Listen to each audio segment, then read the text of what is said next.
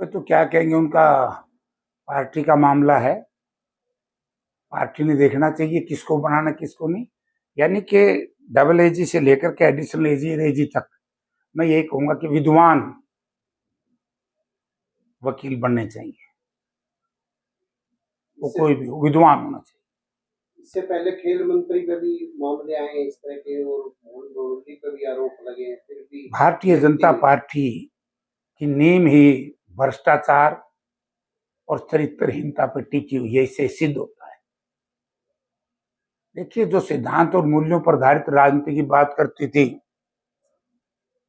मुझे याद है 1990 में जब आदरणीय विश्वनाथ प्रताप सिंह जी सरकार गिरी और भारतीय जनता पार्टी के तत्कालीन नेताओं ने बयान दिए थे कि वाजपेयी साहब मूल्यों को आधारित राजनीति करने के लिए मूल्यों की तिलांजलि नहीं देनी, सरकार छोड़।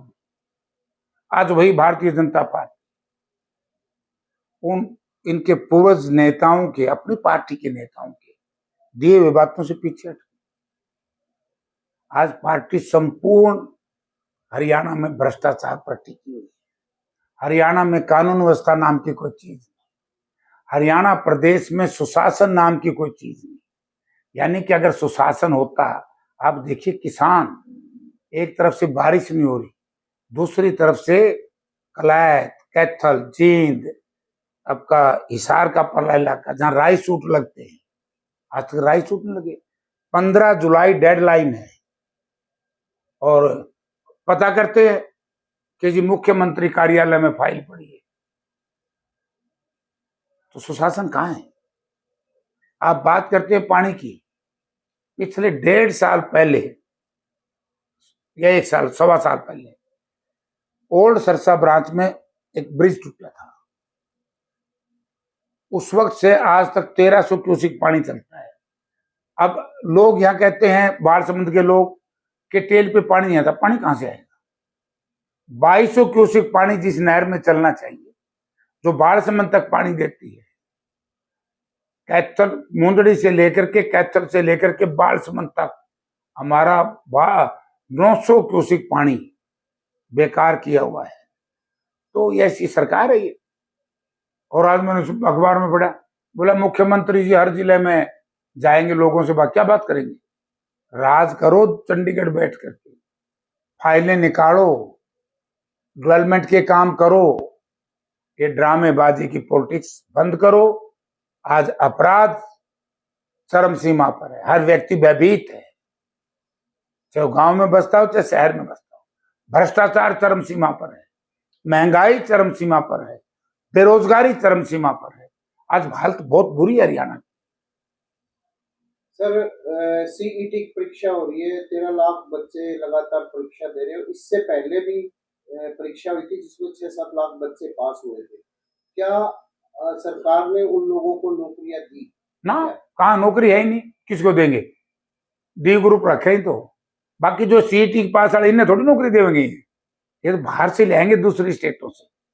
आप देखिए, ए बी सी 3 ग्रुपों में 60-70% लोग बाहर के भर्ती किए। हरियाणा प्रदेश की ताकत को कमजोर करना चाहती है भारतीय जनता पार्टी। हरियाणा प्रदेश के नौजवानों को हताश करना चाहती है भारतीय जनता पार्टी। हताश हो जाएंगे बेचारे बच्चे। ये डी ग्रुप पकड़ रखे है, चाहे बीएससी हो, एमएससी हो, पीएचडी हो, net clear, engineer, scientist, D group में लगा। वो भी 5 साल में जब चुनाव नजदीक आएंगे। बड़ा बेईमाना करिए भारतीय जनता पार्टी नौजवानों के साथ। सीईटी वीटी का तो एक ड्रामा है, नौकरी देते को नहीं, क्या करेंगे? सर, गोपाल कांडा ने खुलासा किया है कि जो रानिया सीट को लेकर, उसमें दीपेंद्र जी ने भी ये कहा कि बीजेपी और इनेलो ने मिलकर चुनाव लड़ा था, धोखा किया जनता के साथ। ये तो सही है। जनता नहीं, जनता के साथ नहीं, खुद के साथ भी, आने वाली पीढ़ी के साथ विश्वासघात किया है। अरे क्या होता ना, बिल्ली बोर से बाहर आ गई। ये तो बात मैं बहुत पहले से कहता था। जब मैं बात कहता था कि जेजेपी लोक दल बीजेपी के लिए काम करते, उसकी बी टीम है, तो बड़ी पीड़ा होती थी। सवेरे दिल्ली से टेलीफोन आता था लोक दल और बीजेपी के लोगों के पास कि छिक्के पानी पी पी करके बदतमीजी की भाषा का इस्तेमाल करके हुड्डा साहब कांग्रेस और उनके बेटे पर बोलते रहो, ताकि जो वोट है वो बट जाए। लेकिन अब लोगों के सामने बात आ गई, अब तो इनका घर से निकलना मुश्किल हो रहा है।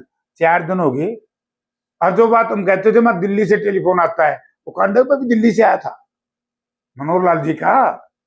अब बीजेपी भी परेशान है, तारी पोल खुल गई, और ये लोक दल जेजेपी भी परेशान, तारी पोल खुल गई। यही बात हम कह रहे थे, ये जनता के साथ विश्वासघात है, प्रजातंत्र के साथ विश्वासघात। इस तरह का घिनौना कार्य राज हासिल करने के लिए, जो अटल बिहारी वाजपेयी जी ने कहा था मूल्यों पर आधारित राजनीति करूंगा, आज उनका, इन्हीं के पार्टी के वरिष्ठ नेता थे, पूर्व प्रधानमंत्री थे भारतवर्ष के, उनका भी अपमान है। सर, रॉबर्ट वाड्रा की 43 करोड़ की लगभग संपत्ति अटैच की है, इसको लेकर क्या कहेंगे? मैं क्या कहूंगा, ये तो रोज उल्टे पुल्टे काम करे रही है केंद्र सरकार। यही तो कह रहे हैं, तो संवैधानिक संस्थाओं पे कब्जा करके देश को पूंजीवाद की तरफ ले जाने का काम कर रहे हैं। संवैधानिक संस्थाओं में कर तो लिया, चुनाव आयोग की जो नियुक्ति होती है उसमें अदालत, न्यायालय को निकाल दिया। वाइस प्रेसिडेंट थे हमारे जो जगदीप सिंह धनखड़, उनको किस तरीके से अपमानित किया। ये प्रजातंत्र के अंदर संविधान पे तो हमला है। मैं तो धन्यवाद करता हूं देश की जनता का कि राहुल जी का और इंडिया गठबंधन के नेताओं की बात को मान करके बीजेपी को बहुमत नहीं दिया। अगर कहीं देश में बीजेपी को बहुमत मिल जाता, आज हमारी आवाज भी बंद हो जाती और आप भी ये काम छोड़ देते, जेल में चले जाते। तो धनखड़ जी ने जो इस्तीफा दिया है, इसको लेकर आप क्या कहना चाहेंगे, क्या लगता है? ये बड़ा जुल्म किया है बीजेपी ने। पहले सत्यपाल मलिक के साथ अन्याय किया, जुल्म किया, अब इनके साथ कर दिया। वो भी संवैधानिक संस्था थी सत्यपाल मलिक जी की, महामहिम रहे हैं, ये भी महामहिम है। इस तरीके से किसान का अपमान अब बर्दाश्त नहीं करेगा हिंदुस्तान का लोग।